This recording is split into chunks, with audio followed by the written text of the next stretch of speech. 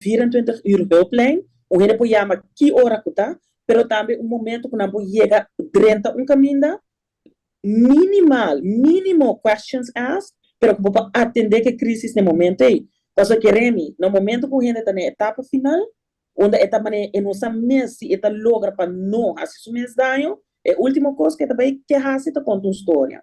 É a última coisa que hace te conta sua vida. No momento vamos dizer, onde prático que também ajuda a pessoa, não cometer acto e chega a nível de spanning para barrer, para a pessoa poder pick up seu dia, ou pick up sua noite, para poder casa tranquilamente, até o dia seguinte para trabalhar com um plano como para prevenir essa aqui.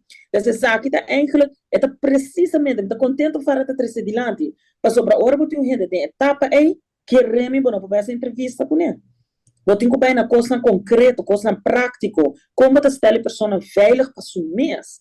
Então, a parte aí, me está sentindo maneira, não somente que nos falta, para sobre para chegar na prometo que para chegar na trajeto de caminho largo. É huisarts nesse raia como me ajuda, então agora vou chegar para ter guarda, então agora vou raia para pessoa para ter aclimatizar, para ter contato com coisas.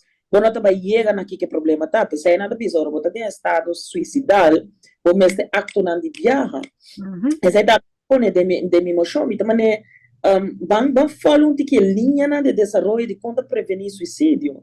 E uma das coisas mais importantes é também ter acessibilidade para a gente não começar a ajudar no momento. Ei, bueno, pues então guarda, ora na beurt, ora na conversação, ora na vídeo um trajeto, para você ir muito lado. E nada que vá para mim quando chega.